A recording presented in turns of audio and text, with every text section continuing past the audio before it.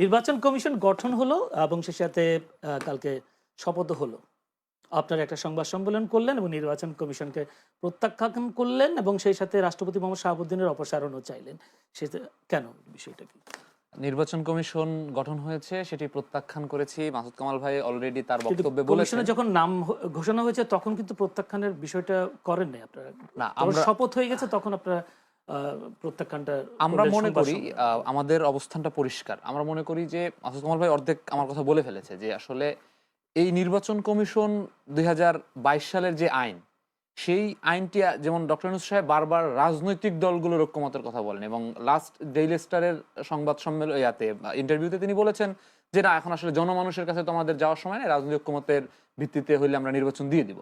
তো এই যে কথাটাই নির্বাচন, সেটার পরেই দেখলাম আমরা নির্বাচন কমিশনের একটা গঠনের কথাটা। এখন আমার কথা হচ্ছে যে এইটা স্রেফ নির্বাচন সংস্কার কমিশন যেটি হয়েছে তার সাথে একটি তামাশা কিংবা মকারি করা হয়েছে স্পষ্টত। কারণ আমি একজনকে বললাম যে আমার এই পুরনো ব্যবস্থাটায় সমস্যা আছে, তুমি এটিকে পুরো ব্যবস্থাটা কিভাবে সাজায় আমাকে একটা রোড ম্যাপ দাও। এর আগে আমি সেখানে একটা ২ তলা বিল্ডিং উঠালাম এবং বললাম যে পরবর্তী ১০ তলা উঠানোর জন্য আমি ওই আর্কিটেক্টের সাথে আমি আলাপ করব। তাহলে তো হবে না। আমি তো ২ তলা উঠে আমি ভিত্তিতে দিয়ে ফেললাম। কারণ এই নির্বাচন প্রক্রিয়ার যে এই নামগুলো তো তারা যেভাবে নিয়েছে সেই প্রক্রিয়াটাও তো প্রবলেমেটিক হতে পারে এবং সেই প্রক্রিয়াটা, এবং আমরা দেখেছি যে যে আইনের ভিত্তিতে নিয়েছে সেটি তৎকালীন সময়ে বিএনপি সহ যতগুলো বিরোধী রাজনৈতিক দলগুলো ছিল তারা কিন্তু তৎকালীন সময় নির্বাচন কমিশন গঠনের প্রক্রিয়াটাকে প্রত্যাখ্যান করেছে। কিন্তু এখন তারা রাজনৈতিক দলের কথা বলে, কিন্তু বিভিন্ন কথা বলে। তাহলে সংস্কার কমিশনের তো কোনো কাজ থাকে না, তাহলে নির্বাচন কমিশনকেই বলুক যে আপনারা সংস্কার করে তারপরে নির্বাচনে যান। তাহলে এই যে একটা কন্ট্রাডিকশন, এটি হয়েছে, এই জন্য আমরা মনে করছি যে এটি আসলে নিঃসন্দেহে প্রত্যাখ্যান করা উচিত এবং যে কোনো যৌক্তিক মানুষ প্রত্যাখ্যান করবে। দ্বিতীয় একটি কথা আমি মাসুদ কামালের সাথে অ্যাড করতে চাই যে রাজনৈতিক দলগুলো বললে আমরা চলে যাব, রাজনৈতিক দলগুলো বললে আমরা থাকবো না, এই যে অভিমান করা। ভাই, আপনি কি রাজনৈতিক দলগুলোর ঐক্যমতের ভিত্তিতে কি আসছেন?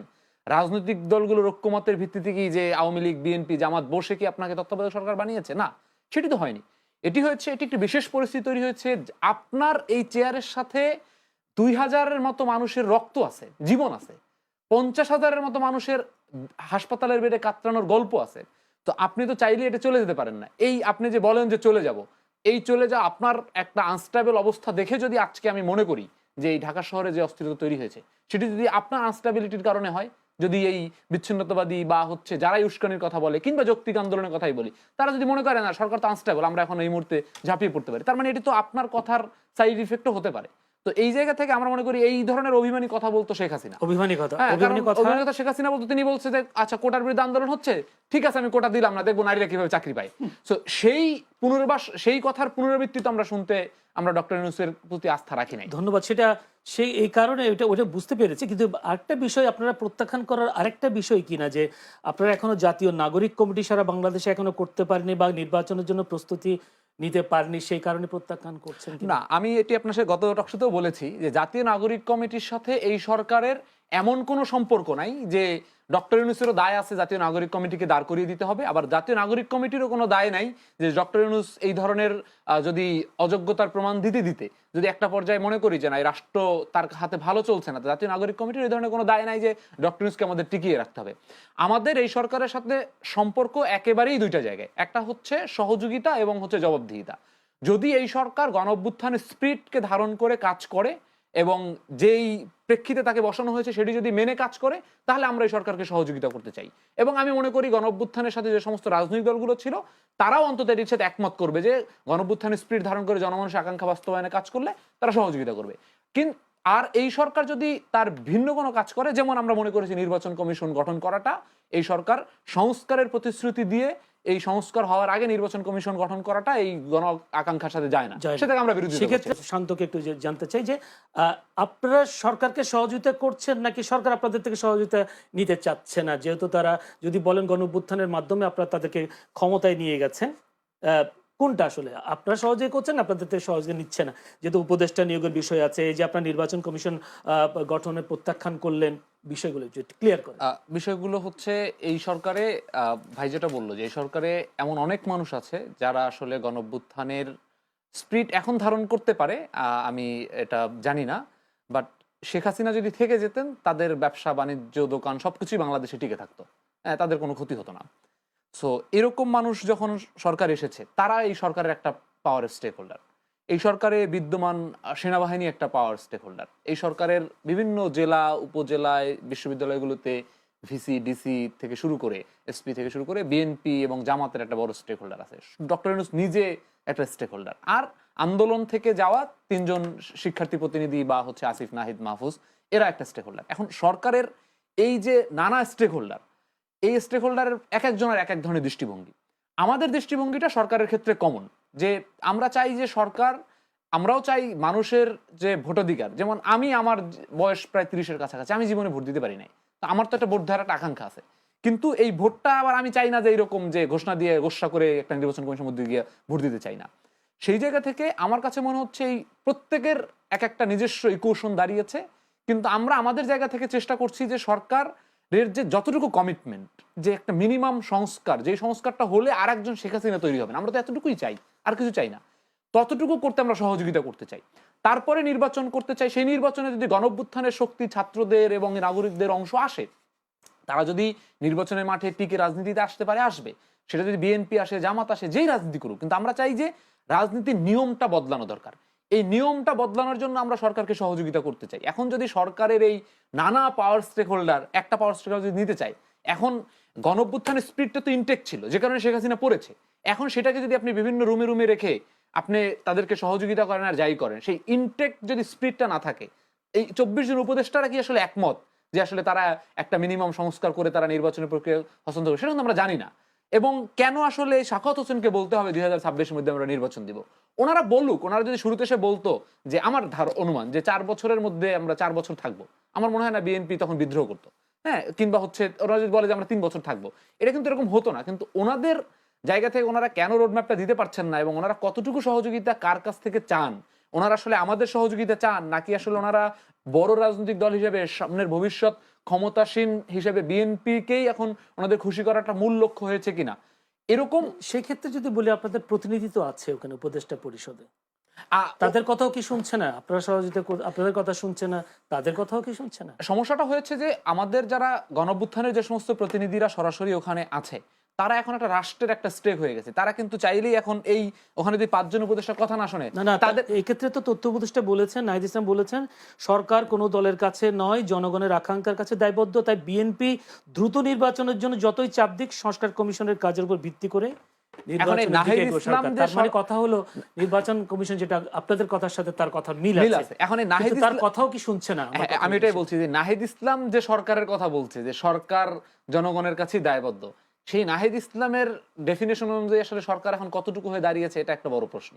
আসলে নাহিদ ইসলাম এখন সরকারের কত অংশের কথা বলতে পারেন? এই 24 জনের কথাই কি নাহিদ ইসলাম বলতে পারেন, নাকি আসলে নাহিদ ইসলাম অ্যাজ এ সরকার কথা বলতে পারেন? এটা একটা বড় জায়গা দাঁড়িয়েছে। কিন্তু আমাদের জায়গাটা হচ্ছে এরকম হবে, এমন হতে পারে যে আসলে বিএনপির চাপাচাপিতে সরকার নির্বাচন দিয়ে দিতে পারে 6 মাসের মধ্যে, এটাও হইতে পারে। আমরা কিন্তু সেটা ধরে নিয়েই আমরা আগাচ্ছি। কিন্তু আমাদের অবস্থান তখন এরকম থাকে, বিএনপি যদি ক্ষমতায় আসেও, তারপরে যদি আমাদের কাঙ্ক্ষিত যেই প্রাতিষ্ঠানিক সংস্কারগুলো দরকার, সেগুলো আমরা তখনও চালিয়ে যাবো, যে আসলে কারণ ওটার জন্যই আমরা জীবন দিয়েছি। হ্যাঁ, কারণ আমরা যখন মাঠে ছিলাম তখন আসলে আমাদের জীবন ওই মাঠেই আমাদের চলে যেতে পারত। ধন্যবাদ আপনাকে। সে নিশ্চয়ই অবগত আছেন, বেশ কয়েকদিন ধরে বিভিন্ন কলেজে ছাত্রদের মধ্যে আন্দোলন, আজকেও যেটা যাত্রাবাড়িতে হলো 3টা কলেজ। এই যে ছাত্রদের মধ্যে এভাবে গন্ডগোল, এইভাবে হট্টগোল, মারামারি, হানাহানি, কেউ কেউ কোনো কোনো গণমাধ্যম প্রচারও করেছেন মারা গেছেন 2 জন, কিন্তু পুলিশ প্রশাসন থেকে বলেছেন না, কেউ মারা যাননি। এই ছাত্রদের মধ্যে আপনাদের নেতৃত্ব আসলে আছে কিনা এখন, যেটা আমরা গণঅভ্যুত্থানে দেখেছি? আচ্ছা, প্রথম কথা হচ্ছে কিছু গণমাধ্যম প্রচার করেছে যে মারা গিয়েছে, এবং সরকার থেকে বলা হচ্ছে মারা যায়নি। এটা আসলে ম্যাটার করে না। ম্যাটারটা হচ্ছে যে এই অস্থিরতাটা চলছে। এখন এই অস্থিরতার পেছনে কিছু এই ঢাকা শহরের যে কলেজগুলো থাকে, এই কলেজগুলোর বিভিন্ন আঞ্চলিক আধিপত্য বিস্তারের কিছু প্রেক্ষাপট থাকে। সেই প্রেক্ষাপট দিয়ে আসলে এই রাজনৈতিক প্রেক্ষাপট এবং হচ্ছে এই গণ্ডগোলগুলো আরও জাতীয় পর্যায়ে পর্যন্ত ছড়ায়। এখন এই প্রেক্ষাপটগুলো কিন্তু চিরজীবী প্রেক্ষাপট, এটা সবসময় থাকবে। কিন্তু সরকার এবং ছাত্র নেতৃত্ব যারা, তাদের আসলে এই প্রেক্ষাপটগুলো ম্যানেজ করতে হয়। এখন সেক্ষেত্রে আমরা এই গন্ডগোলটা হওয়ার পরে আমরা দেখেছি যে বৈষম্যবিরোধী ছাত্র আন্দোলনের জায়গা থেকে সকল রাজনৈতিক দল এবং হচ্ছে সকল স্টেক হোল্ডারদেরকে নিয়ে বসার কথা হচ্ছে। কিন্তু আমার কথা হচ্ছে এটা তো আসলে এখন বসলে তো যে গন্ডগোলটা আমার হয়ে গেল সেটা তো অলরেডি চলে গেল। তো সেই জায়গা থেকে তো একটা ঘাটতি আমরা ফিল করছি যে আসলে যেই গণঅভ্যুত্থানে যেই নেতাদের পিছনে কোনো ধরনের ছাত্র চিনে না চিনে সবাই এক কাতারে এসে দাঁড়িয়েছে, সেই জায়গা থেকে যখন এরকম একটা ঘটনা ঘটলো এবং সেই ঘটনাটা চলতে চলতে এরকম একটা জায়গায় গেল যে মারা যাওয়ার খবর ছড়ানো পর্যন্ত গেল, সেখানে তারা এটাকে নিয়ন্ত্রণ করতে পারলো না। তো সেখানে তো একটা নিঃসন্দেহে ঘাটতি, এটা আমি স্বীকার করি বা না করি, ঘাটতিটা মেনে নিতে হবে ছাত্রদের। দ্বিতীয় জায়গাটি হচ্ছে তারা যে এখন উদ্যোগটা নিয়েছে, আমরা মনে করি আসলে সবসময় আমরা আমি আগেও বলেছি যে এই গণ অভ্যুত্থানে কিন্তু শুধুমাত্র নিরপেক্ষ ছাত্ররা গণ অভ্যুত্থান করে নাই। যেই ছেলেটা ছাত্রদল করত সে কিন্তু এই গণ অভ্যুত্থানের পরে তার ছাত্রদলের রাজনীতিটা তার কাছে অনেক বড় হয়ে দাঁড়িয়েছে। যে ছেলেটা শিবির করতো তার শিবিরের রাজনীতি দাঁড়িয়েছে। যেই ছেলেটা ভবিষ্যতে রাজনৈতিক দল করার চিন্তা করে তার একটা রাজনীতি দাঁড়িয়েছে। তার মানে এই যে প্রত্যেকের রুমে চলে গেল, এই জিনিসটাই আসলে এই ছাত্র নেতৃত্বের ডিভাইডেশনের সবচেয়ে বড় কারণ। যদি সবাই অন্তত একটা মিনিমাম কনসেনসাসে আসতো, আমরা তো আসলে 1971 সালে একটা গণঅভ্যুত্থান মানে একটা স্বাধীনতা অর্জন করেছি, তারপরে আমরা সেটাকে রাখতে পারি নাই, 90 করেছি রাখতে পারি নাই, 24 অন্তত উচিত ছিল যে একটা মিনিমাম কিছু ক্রাইটেরিয়া এসে একমত হওয়া, সে ছাত্র দলের হোক, বিএনপির হোক, জামাতের হোক, কিংবা হচ্ছে ভবিষ্যতে রাজনৈতিক দল করতে চাক বা না চাক, আমাদের কিছু লক্ষ্য সেট করা দরকার যে আসলে এই লক্ষ্যটা আমরা সবাই মিলে পার করতে চাই। হ্যাঁ, যেমন আওয়ামী লীগের বিষয়ে আমি মনে করি যে এই ধরনের বিতর্ক তৈরি হচ্ছে, এইখানে আসলে সবগুলো রাজনৈতিক দল এবং সবগুলো স্টেক হোল্ডারের একটা নির্দিষ্ট জায়গায় আসা দরকার যে আওয়ামী লীগের বিষয়ে আসলে আমরা এটা ব্যাপারে সিদ্ধান্ত নেব, কিংবা এই ক্যাম্পাসগুলো আসলে কিভাবে নিয়ন্ত্রণ মুক্ত রাখবো। কিন্তু এখন যদি আবার কোনো ছাত্র সংগঠন চিন্তা করে যে সেটা যদি বৈষম্যবিরোধী ছাত্র আন্দোলনও চিন্তা করে যে না ক্যাম্পাসগুলো আমার দখলে থাকবে, তাহলে কিন্তু এই গণঅভ্যুত্থানের জন্য কিন্তু সাধারণ মানুষ তার পিছনে নেতৃত্ব মেনে নিয়ে আন্দোলন করে নেয়। তারা চেয়েছিল যে ক্যাম্পাসগুলো নিরাপদ থাকবে। তার মানে ক্যাম্পাস নিরাপদের প্রশ্নে সমস্ত রাজনৈতিক দলগুলো থেকে শুরু করে প্রত্যেকের আসলে একটা জায়গায় আসতে হবে। যদি সে না আসতে পারেন, এবং তার থেকে বড় কথা হচ্ছে এখানে তো নানা ধরনের শক্তি এখনো কাজ করছে, সেটার সাথে আবার ওই পূর্বের কথা রিপিট করে বলতে হয় যে এই সরকারের গোয়েন্দা সংস্থাগুলো আছে না, তারা তো মরে যায় নাই। তারা এখন বারবার বলে আওয়ামী লীগ উস্কাচ্ছে, বিভিন্ন গ্রুপ উস্কাচ্ছে, মানে আমরা বিভিন্ন ধরনের কথা সরকারের কাছ থেকে শুনি। এই যে আপনি একটা ঘটনা ঘটার পরে বলেন যে অমুকে উস্কাচ্ছে তমুকে উস্কাচ্ছে, আপনার এই গোয়েন্দা সংস্থাগুলোর নিয়ন্ত্রণ তাহলে আপনি কেন নিলেন? আপনি তাদের দিয়ে তাহলে কি করেন? আপনার তো আগেই জানার কথা যে এখানে আওয়ামী লীগ ফান্ডিং করছে, নাকি এটা একটা বৈধ আন্দোলন, একটা অর্গানিক আন্দোলন তৈরি হচ্ছে। তো এই আন্দোলনের স্পিড, সব আন্দোলনকে আপনি শুধুমাত্র পতিত সরকার এটা ফান্ডিং করে এটা তৈরি করছে সেভাবে বললে তো হবে না। আপনি সেটা ফাইন্ড আউট করেন, আগে থেকেই ফাইন্ড আউট করেন যে কারা এটাকে নিয়ন্ত্রণ করার চেষ্টা করছে। এবং এই আধিপত্যের সংকটগুলো মানে এক একটা সংকটের লেভেল আছে। ঢাকা কলেজের, সিটি কলেজের মারামারি আমরা জন্মের পর থেকে দেখি যে এদের আধিপত্য কেন্দ্রিক মারামারি আছে।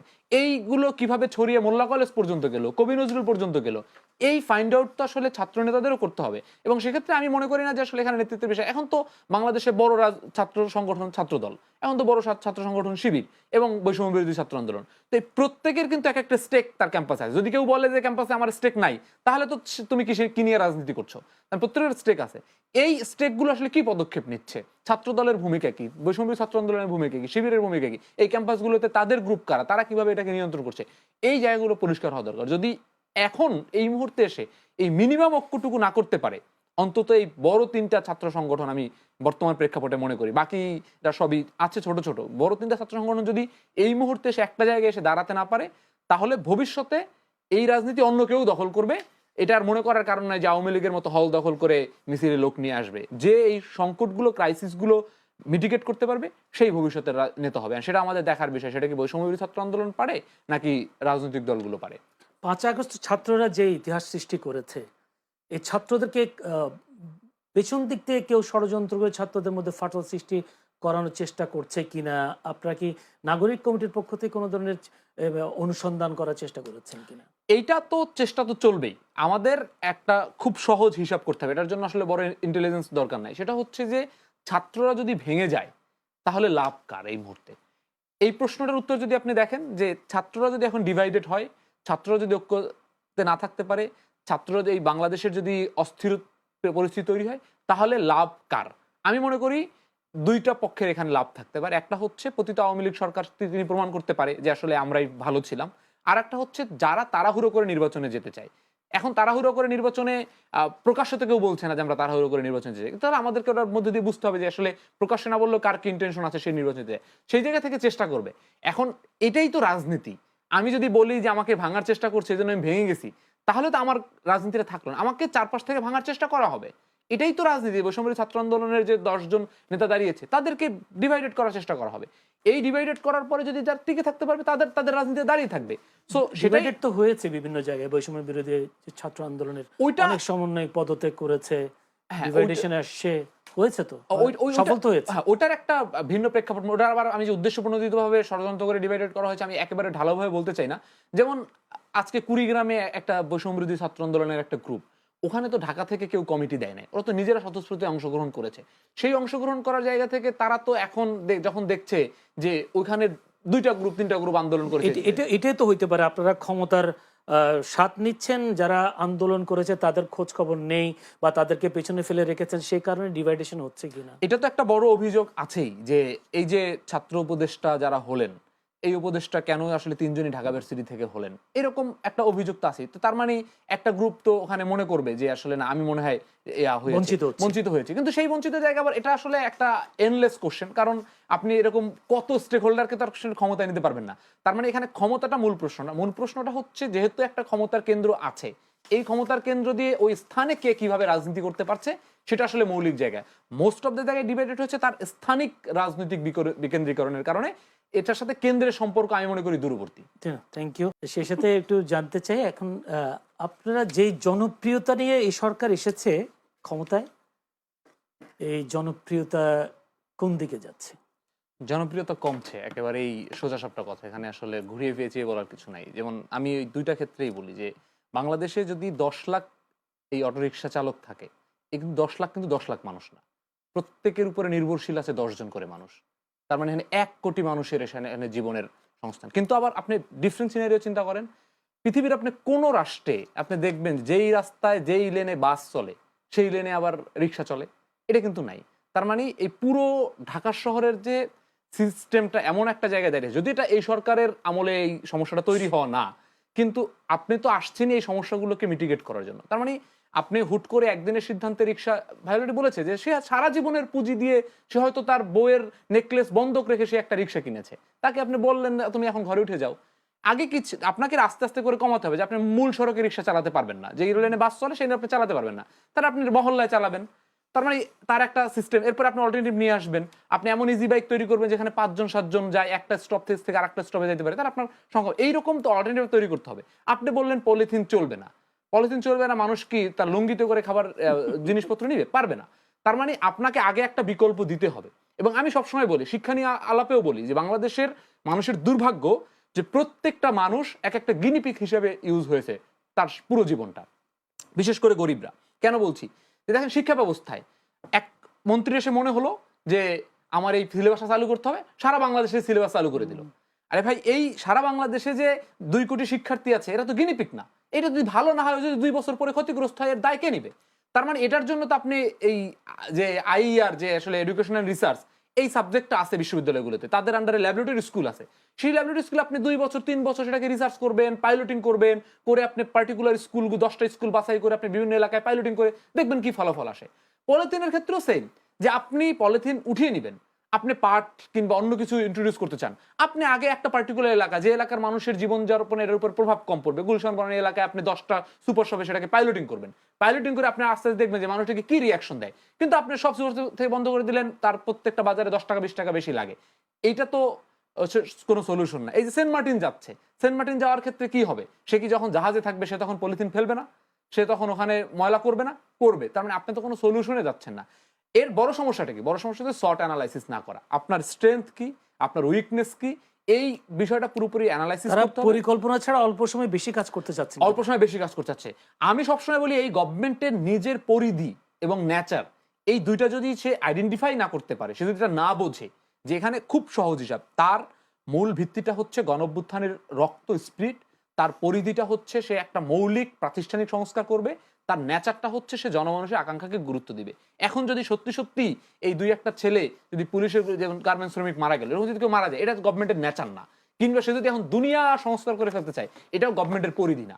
তার মানে গভর্নমেন্টের পরিধি আইডেন্টিফাই করে তাকে বুঝতে হবে যে কোন সংস্কারটুকু হলে আমি আসলে এখান থেকে বিদায় নিতে পারি। এজন্য যদি তার 3 বছর সময় লাগে, সরকার জনগণ 3 বছর সময় দিবে।